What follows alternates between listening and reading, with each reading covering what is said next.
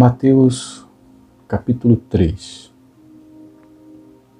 Naqueles dias apareceu João Batista pregando no deserto da Judeia e dizia: arrependam-se, porque está próximo o reino dos céus. Pois é a João que se refere o que foi dito por meio do profeta Isaías: voz do que clama no deserto, preparem o caminho do Senhor, endireitem as suas veredas. João usava uma roupa feita de pelos de camelo e um cinto de couro. O seu alimento eram gafanhotos e mel silvestre.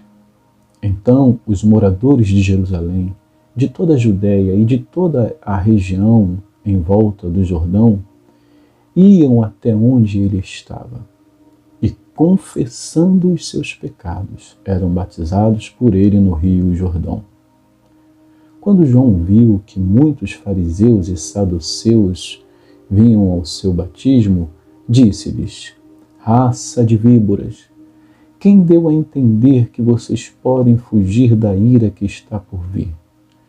Produzam fruto digno de arrependimento.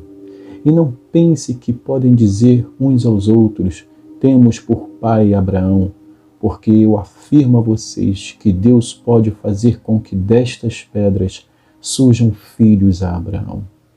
E o machado está posto à raiz das árvores. Portanto, toda árvore que não produz bom fruto é cortada e lançada ao fogo. Eu batizo vocês com água para arrependimento, mas aquele que vem depois de mim é mais poderoso do que eu, do qual não sou digno de carregar as sandálias. Ele os batizará com o Espírito Santo e com fogo. Ele tem a pá em suas mãos. Limpará a sua eira e recolherá o seu trigo no celeiro. Porém, queimará a palha num fogo que nunca se apaga. Por esse tempo, Jesus foi da Galileia para o rio Jordão, a fim de que João o batizasse. João, porém, quis convencê-lo a mudar de ideia, dizendo: eu é que preciso ser batizado por você, e você que vem a mim? Mas Jesus respondeu: deixe por enquanto, porque assim nos convém cumprir toda a justiça. Então ele concordou. Depois de batizado, Jesus logo saiu da água, e eis que os céus se abriram, e ele viu o Espírito de Deus descendo como pomba, vindo sobre ele. E eis que uma voz dos céus dizia: este é meu Filho amado, em quem me agrado. Capítulo 4. A seguir, Jesus foi levado pelo Espírito ao deserto para ser tentado pelo diabo. E depois de jejuar 40 dias e 40 noites, 40 dias e 40 noites, teve fome. Então o tentador, aproximando-se, disse a Jesus: se você é filho de Deus, mande que estas pedras se transformem em pães. Jesus respondeu: está escrito, o ser humano não viverá só de pão, mas de toda palavra que procede da boca de Deus. Então o diabo levou Jesus à cidade santa, colocou-o sobre o pináculo do templo e disse: se você é o Filho de Deus, jogue-se daqui, porque está escrito: aos seus anjos ele dará ordens a seu respeito, e eles o sustentarão nas suas mãos, para que não tropece em alguma pedra. Jesus respondeu: também está escrito: não ponha à prova o Senhor seu Deus. O diabo ainda levou Jesus a um monte muito alto, mostrou-lhe todos os reinos do mundo e a glória deles, e disse: tudo isso lhe darei, se prostrado você me adorar. Então Jesus lhe ordenou: vá embora, Satanás, porque está escrito: Adore o Senhor seu Deus e preste culto somente a Ele. Com isso, o diabo deixou Jesus, e eis que vieram anjos e o serviram. Ao ouvir que João tinha sido preso, Jesus voltou para a Galiléia e, deixando Nazaré, foi morar em Cafarnaum, situada à beira-mar, na região de Zebulon e Naftali. Isso aconteceu para se cumprir o que tinha sido dito por meio do profeta Isaías. Terra de Zebulon, terra de Naftali, caminho do mar, além do Jordão, Galiléia dos gentios. O povo que vivia em trevas viu grande luz, e aos que viviam na região e sombra da morte, resplandeceu-lhes a luz.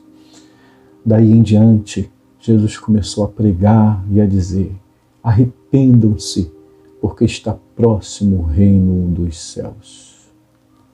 Caminhando junto ao mar da Galileia, Jesus viu dois irmãos, Simão, chamado Pedro, e André. Eles lançavam as redes ao mar porque eram pescadores. Jesus lhes disse: venham comigo, e eu os farei pescadores de gente. Então eles deixaram imediatamente as redes e o seguiram. Pouco mais adiante, Jesus viu outros dois irmãos, Tiago, filho de Zebedeu, e João, o irmão dele. Eles estavam no barco em companhia de seu pai, consertando as redes, e Jesus os chamou. Então eles, no mesmo instante, deixaram o barco e seu pai e seguiram Jesus. Jesus percorria toda a Galileia, ensinando nas sinagogas, pregando o evangelho do reino e curando todo tipo de doenças e enfermidades entre o povo. E a sua fama correu por toda a Síria. Trouxeram-lhe então todos os doentes acometidos de várias enfermidades e tormentos, endemoniados, epilépticos e paralíticos, e ele os curou. E da Galiléia, de Decápolis, de Jerusalém, da Judéia e do outro lado do Jordão, numerosas multidões o seguiam. Vamos então a Romanos, capítulo 2. Por isso, você é indesculpável quando julga os outros, não importando quem você é. Pois naquilo que julga o outro, você está condenando a si mesmo, porque pratica as mesmas coisas que condena. Bem sabemos que o juízo de Deus é segundo a verdade contra os que praticam tais coisas. E você, que condena os que praticam tais coisas, mas faz o mesmo que eles fazem, pensa que conseguirá se livrar do juízo de Deus? Ou será que você despreza a riqueza da bondade de Deus, da tolerância e da paciência de Deus, ignorando que é a bondade de Deus que leva você ao arrependimento? Mas, por ser teimoso e ter um coração impenitente, você acumula para si mesmo ira para o dia da ira e da revelação do justo juízo de Deus, que retribuirá a cada um segundo as suas obras. A vida eterna aos que, perseverando em fazer o bem, procuram glória, honra e incorruptibilidade, mas ira e indignação para os egoístas que desobedecem à verdade e obedecem à injustiça. Tribulação e angústia virão sobre todo aquele que faz o mal, ao judeu primeiro e também ao grego. Mas haverá glória, honra e paz a todo aquele que pratica o bem, ao judeu primeiro e também ao grego. Porque Deus não trata as pessoas com parcialidade. Assim, todos os que pecaram sem lei, também sem lei perecerão, e todos os que pecaram sob a lei serão julgados pela lei. Porque justos Porque justos diante de Deus não são aqueles que somente ouvem a lei, mas os que praticam a lei é que serão justificados. Quando, pois, os gentios que não têm a lei fazem por natureza o que a lei ordena, eles se tornam lei para si mesmos, embora não tenham a lei. Estes mostram a obra da lei gravada no seu coração, o que é confirmado pela consciência deles e pelos seus pensamentos conflitantes, que às vezes os acusam e às vezes os defendem, no dia em que Deus, por meio de Cristo Jesus, julgar os segredos das pessoas de acordo com o meu Evangelho. Mas se você diz que é judeu, confia na lei e se gloria em Deus, se você conhece a vontade de Deus e aprova as coisas excelentes sendo instruído na lei, se você está convencido de que é guia dos cegos, luz que se encontram em trevas, instrutor de insensatos, mestre de crianças, tendo na lei a forma da sabedoria e da verdade, você, pois, que ensina os outros, não ensina a si mesmo? Você que prega que não se deve roubar, rouba? Você que diz que não se deve cometer adultério, adultera? E você que detesta ídolos, rouba os templos? Você que se gloria na lei, desonra a Deus pela transgressão da lei? Pois como está escrito, o nome de Deus é blasfemado entre os gentios por causa de vocês. A circuncisão tem valor se você praticar a lei, mas se você é transgressor da lei, a sua circuncisão já se tornou incircuncisão. Portanto, se a incircuncisão observa os preceitos da lei, não será essa incircuncisão considerada como circuncisão?